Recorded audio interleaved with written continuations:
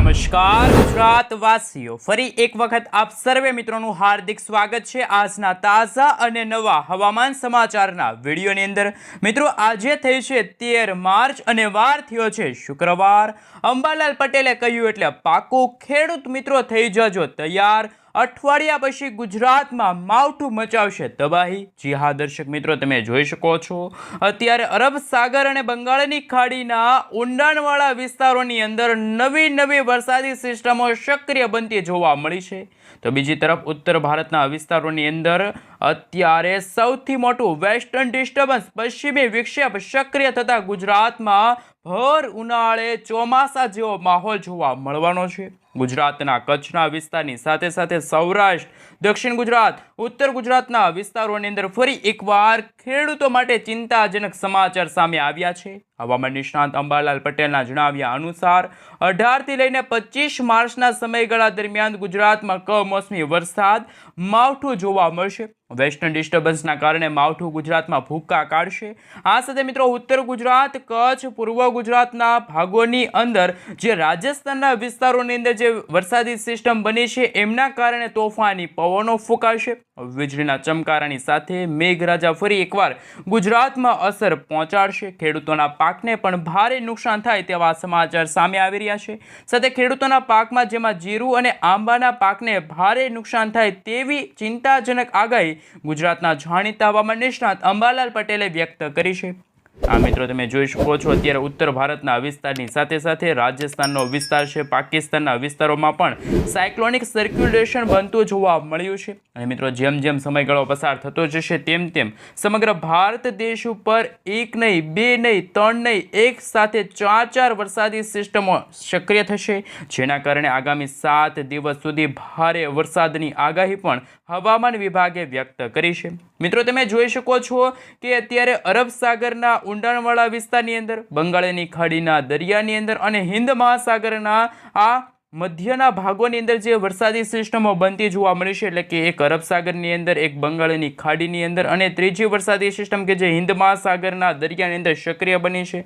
જ્યારે ઉત્તર ભારતના વિસ્તારોની અંદર વેસ્ટર્ન ડિસ્ટર્બન્સ પશ્ચિમી વિક્ષેપ સક્રિય થયું છે, જેના કારણે ભારતના તમામ વિસ્તારની અંદર ભર ઉનાળે એક તરફ તાપમાનની અંદર ભારે વધારો થઈ રહ્યો છે, તો બીજી તરફ માવઠાને લઈને, વરસાદને લઈને આગાહી છે વ્યક્ત કરવામાં આવી છે। મિત્રો 14 માર્ચ પછી સમગ્ર ગુજરાતના વાતાવરણમાં અસ્થિરતા આવશે। નવું વેસ્ટર્ન ડિસ્ટર્બન્સ પશ્ચિમી વિક્ષેપ સક્રિય થશે, જેના કારણે ઉત્તર અને પૂર્વીય ભારતના વિસ્તારોની અંદર સીધી અસરો છે એ જોવા મળવાની છે।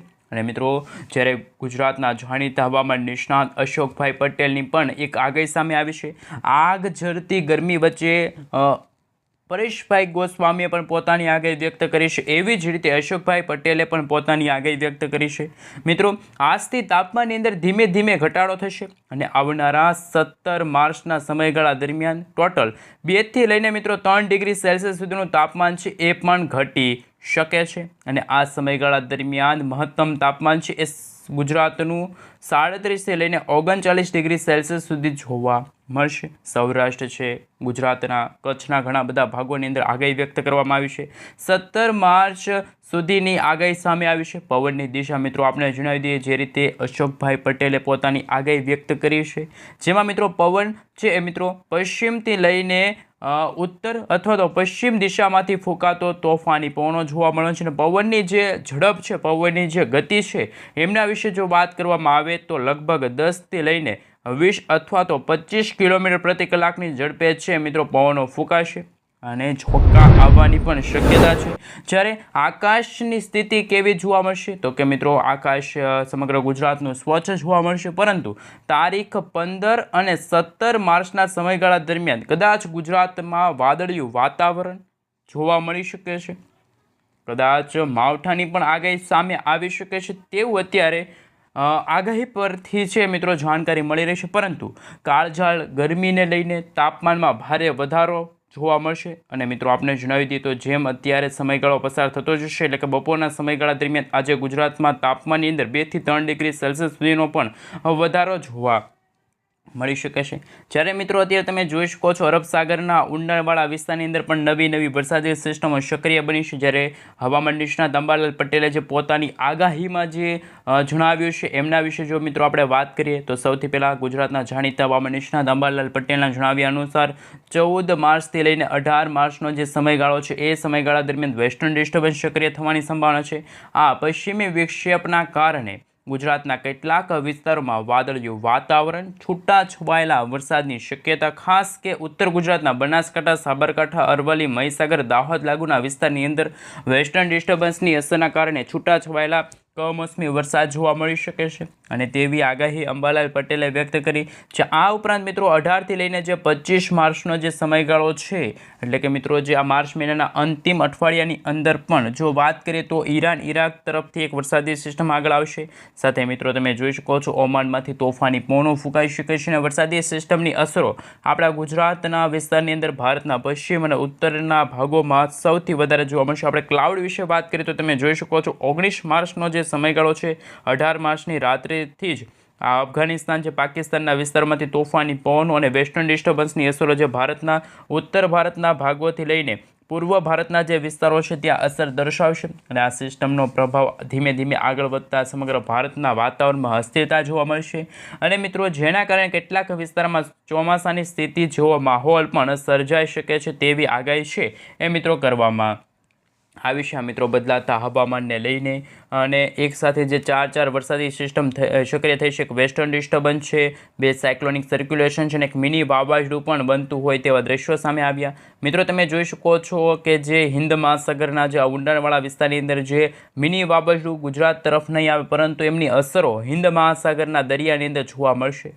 વીજળીના ચમકારાની સાથે કડાકા ભડાકા સાથે હિન્દ મહાસાગર અરબ સાગરના દરિયાની અંદર અત્યારે 60થી લઈને મિત્રો 70 કિલોમીટર પ્રતિ કલાકની ઝડપે તોફાની પવનો છે એ ફૂંકાતા હોય તેવા દ્રશ્યો પણ સામે આવી રહ્યા છે। મિત્રો જેમ સમયગાળો પસાર થતો જશે તેમ સમગ્ર ભારત દેશની અંદર ચિંતાજનક હવામાન સમાચાર સામે આવશે કારણ કે ભર શિયાળા દરમિયાન ફરી એકવાર કમોસમી વરસાદ અને માવઠાને લઈને જ્યારે હવામાન નિષ્ણાત અંબાલાલ પટેલે પોતાની આગાહી વ્યક્ત કરી છે અને મિત્રો ગુજરાતના કચ્છના વિસ્તારની અંદર પણ વાદળિયું વાતાવરણ જોવા મળશે। નડિયાદ, લખપત છે, ગાંધીધામ છે, રાપર છે, માંડવી લાગુના વિસ્તારની અંદર પણ વાદળિયું વાતાવરણ છે ગુજરાતમાં જોવા મળી શકે છે એવી આગાહી છે મિત્રો ખાસ જાહેર કરવામાં આવી છે। સાથે સૌરાષ્ટ્રના વિસ્તારોની અંદર જો વાત કરીએ તો દ્વારકા છે, આ સાથે જામનગર છે, ભાણવડ છે, રાજકોટની સાથે ગોંડલનો વિસ્તાર છે, પોરબંદર છે, જૂનાગઢ છે, અમરેલી છે, જસદણ છે, વેરાવળ છે, ઉના છે, મહુવાના જે વિસ્તારોની અંદર ભાવનગર, અલંગના વિસ્તારની અંદર પણ વાદળિયું વાતાવરણ જોવા મળશે।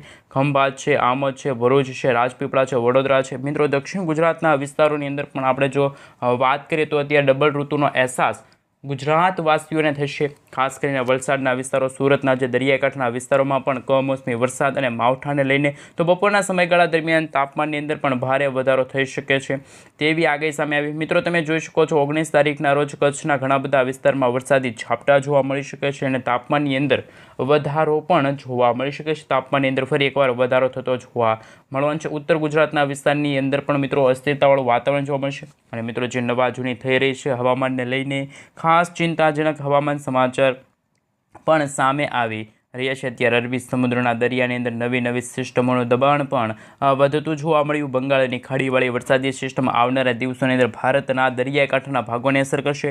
નવી હાઈ પ્રેશર સિસ્ટમ, નવી લો પ્રેશર સિસ્ટમની અસરો જોવા મળશે।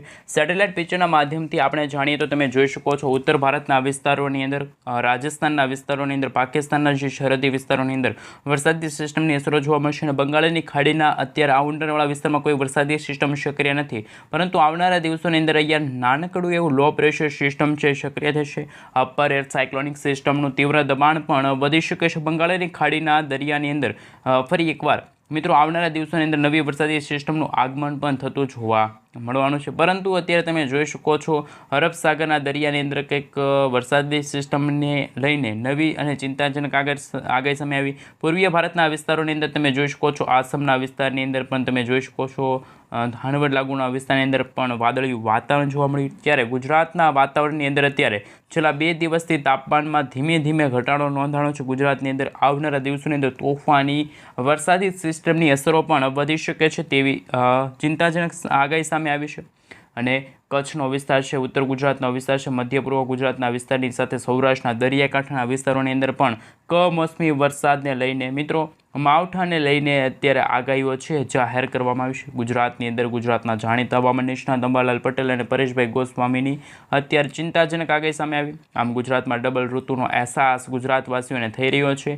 ગુજરાત રાજ્યની અંદર મિત્રો વહેલી સવાર દરમિયાન અને મોડી રાત્રિના સમયગાળા દરમિયાન ઠંડી જેવું વાતાવરણ જોવા મળ્યું, જ્યારે ગુજરાતમાં નવી આગાહી પણ સામે આવી છે.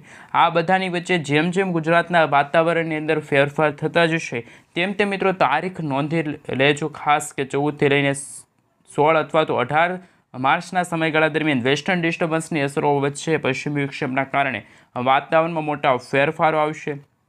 અને અત્યારે ઉત્તર ભારતના વિસ્તારોની અંદર કાશ્મીરના જે ક્ષેત્રની અંદર ખાસ કે તમે જોઈ શકો છો નવી દિલ્હીના વિસ્તારની અંદર બરફ વર્ષાની સાથે સંપૂર્ણ વિસ્તારની અંદર હજુ પણ મિત્રો ભેજયુક્ત પવનોની તીવ્રતાની અંદર ભારે વધારો થઈ શકે છે. વાતાવરણમાં પલટાવ પણ આવી શકે છે અને ઉત્તર ભારતના ભાગવતથી લઈને ગુજરાતના વિસ્તારો તરફ તોફાની પવનોની લહેરો પણ ફૂંકાતી જોવા મળી છે અને હળવી અસરો દર્શાવવામાં આવી રહી છે. અને વરસાદી સિસ્ટમનું દબાણ પણ વધતું જોવા મળી રહ્યું છે. અરબી સમુદ્રના દરિયામાંથી આગળ વધતા ભેજયુક્ત પવનો ધીમે ધીમે દિશાઓ બદલીને ગુજરાતના વાતાવરણની અંદર અસર દર્શાવશે. અને મિત્રો તમે જોઈ શકો છો વરસાદી સિસ્ટમનો ઘેરાવો પણ પસાર થતો જોવા મળી રહ્યો છે. મિત્રો 20થી લઈને 25 કિલોમીટર પ્રતિ કલાકની ઝડપે છે એ તોફાની પવનો પણ ફૂંકાઈ શકે છે. હાલ ગુજરાતની અંદર સૌરાષ્ટ્રના વિસ્તારોની અંદર ગરમી પડતી જોવા મળવાની છે. રાજકોટ છે, સુરેન્દ્રનગરનો વિસ્તાર છે, ત્યાં 41 ડિગ્રી સેલ્સિયસ સુધીનું તાપમાન જોવા મળવાનું છે. હીટ વેવની પણ મિત્રો આગાહી છે એ દર્શાવવામાં આવી રહે છે. જેમ જેમ સિસ્ટમોનું દબાણ વધતું જશે તેમ તેમ ખાસ નવી આગાહી દર્શાવવામાં આવી છે. કચ્છના વિસ્તારોની અંદર સૌરાષ્ટ્રના વિસ્તારોમાં સક્રિય બનતી નવી વરસાદી સિસ્ટમોની અસરોને લઈને વરસાદી સિસ્ટમોની અસરની સાથે તમે જોઈ શકો છો અરબી સમુદ્રના દરિયામાંથી પણ આગળ વધતા તોફાની અને ભેજયુક્ત પવનો ગુજરાતને અસર કરશે. ગુજરાતના વાતાવરણની અંદર અચાનક જ વાતાવરણમાં પલટાવ આવશે. નવી હાઈ પ્રેશર સિસ્ટમ પણ સક્રિય બનતી જોવા મળી છે. સાથે સાથે મુંબઈના વિસ્તારોની અંદર હવે પછી હૈદરાબાદનો વિસ્તાર છે ત્યાં કંઈક નવા જૂની થતી જોવા મળવાની છે અને હવે પછી સિસ્ટમનું દબાણ પણ વધતું જોવા મળવાનું છે. મિત્રો લાંબા ગાળાની આગાહી સામે આવી જ્યારે પરેશભાઈ ગોસ્વામીએ પણ માવઠાની આગાહી વ્યક્ત કરી છે. 22 તારીખથી લઈને 28 તારીખની જે સમયગાળો છે માર્ચ મહિનામાં અંતિમ અઠવાડિયાની અંદર જે અત્યારે વરસાદી સિસ્ટમ જે પૂર્વીય ભારતના વિસ્તારોમાં બની છે એ વરસાદી સિસ્ટમ કદાચ પશ્ચિમ દિશા તરફ આગળ આવશે. સાથે ઉત્તરથી લઈને પશ્ચિમ દિશા તરફ કોઈક વરસાદી સિસ્ટમ પણ આકાર પામી શકે છે. મધ્ય ભારતના વિસ્તારોની અંદર પણ જળબંબાકાર જેવી પરિસ્થિતિનું નિર્માણ થઈ શકે છે. ફરી એકવાર તોફાની પવનોની સાથે ગુજરાત રાજ્યની અંદર આવનારા મિત્રો 4 થી 5 દિવસની અંદર કંઈક માવઠાની શક્યતા દર્શાવવામાં આવી છે. મિત્રો આપણે જો ટેમ્પરેચર ઉપર વાત કરીએ તમે જોઈ શકો છો રાજ્યની અંદર માર્ચ મહિનાના અંતની અંદર અને એપ્રિલ મહિનાની શરૂઆત સાથે કંઈક નવા જૂની થતી જોવા મળે છે. જેમાં આ વર્ષે એટલે કે મિત્રો આ વર્ષ 2026નું ચોમાસું પણ ખૂબ જ ખતરનાક સાબિત થવાનું છે કારણ કે નવી નવી વરસાદી સિસ્ટમો આકાર પામશે અને હાલ અત્યારે બંગાળની ખાડીના અને અરબી સમુદ્રના દરિયાની અંદર જે નવી સિસ્ટમોને લઈને દક્ષિણ ભારતના વિસ્તારોની અંદર મોટા ફેરફારો વાતાવરણમાં આવી રહ્યા છે. ત્યારે મિત્રો સેટેલાઇટ ઇમેજના માધ્યમથી આપણે જાણીએ કેવું રહ્યું છે હવામાન અને હવે પછી બંગાળની ખાડીના દરિયામાં નવી નવી સિસ્ટમોને લઈને તાજી આગાહીઓ શું કરવામાં આવી રહી છે. ખાસ જાણી લેજો કે હવે પછી તમે જોઈ શકો છો બંગાળની ખાડીના દરિયામાં જે નવું મજબૂત વેસ્ટર્ન ડિસ્ટર્બન્સ પણ બનવા જઈ રહ્યું છે. મિત્રો તમે જોઈ શકો છો આ વરસાદી સિસ્ટમ જો વળાંક લેશે ઉત્તર દિશા તરફ આગળ આવે તો ગુજરાતના વાતાવરણને પણ અસર કરી શકે છે. દક્ષિણ ભારતના જે દરિયાકાંઠાના વિસ્તારો છે, શ્રીલંકાના જે વિસ્તારો છે, મદુરાઈ છે, બેંગલુરુ, બેંગલવી લાગુના વિસ્તારની સાથે ચેન્નઈ છે, વિશાખાપટ્ટનમ છે, વિજયવાડાના વિસ્તારની સાથે ભુવનેશ્વરનો વિસ્તાર છે ત્યાં અસર દર્શાવવામાં આવશે. નવી અપર એર સાયક્લોનિક સર્ક્યુલેશનવાળી વરસાદી સિસ્ટમ અને તોફાની પવનોની લહેરો પણ ફૂંકાતી જોવા મળવાની છે. દરિયાકાંઠાના ભાગોમાં જેમાં અંદમાન નિકોબારના જે વિસ્તારો છે સેટેલાઇટ ઇમેજના માધ્યમથી તમે જોઈ શકો છો નવી વરસાદી સિસ્ટમની અસરો છે વધતી જોવા મળવાની છે. બંગાળની ખાડીના સંપૂર્ણ ક્ષેત્રની અંદર અત્યારે દબાણ વધતું જોવા મળ્યું અને કદાચ 1.5 કિલોમીટરના એરિયાથી લઈને 3.1 કિલોમીટરના જે એરિયાની અંદર આવનારા દિવસોની અંદર નવી કંઈક વરસાદી સિસ્ટમ સક્રિય બનતી હોય તેવા દ્રશ્યો પણ સામે આવી શકે છે. એટલે કે મિત્રો શ્રીલંકાનો વિસ્તાર છે, ચેન્નઈ મુંબઈના વિસ્તારોની અંદર પણ અરબ સાગરના દરિયામાં કંઈક વરસાદી સિસ્ટમ બનશે તો એમને પણ અસર દર્શાવી શકે છે, ભયંકર અસરો દર્શાવી શકે છે. ઉનાળાની શરૂઆત સાથે જ માવઠાનું સંકટ મિત્રો અત્યારે ગુજરાતમાં ટોળાતું જોવા મળી રહ્યું છે. ગુજરાતના જાણીતા હવામાન નિષ્ણાત અંબાલાલ પટેલ છે, સાથે મિત્રો પરેશભાઈ ગોસ્વામી છે અને ખાસ અશોકભાઈ પટેલ દ્વારા પણ આગાહીઓ વ્યક્ત કરવામાં આવી છે. અને જે ઉત્તર ભારતના વિસ્તારોમાં અત્યારે જે રીતે બરફ વર્ષાને લઈને મિત્રો ખાસ કે ક્લાઉડ તાપમાનની અંદર જે ઘટાડો નોંધાણો છે ઉત્તર ભારતના વિસ્તારમાં, પરંતુ એ સાથે આ ભાગોની અંદર અત્યારે માવઠાનું સંકટ અથવા તો વાદળિયું વાતાવરણ જોવા મળી રહ્યું છે, રોગચાળો પણ ફેલાતો જોવા મળી રહ્યો છે.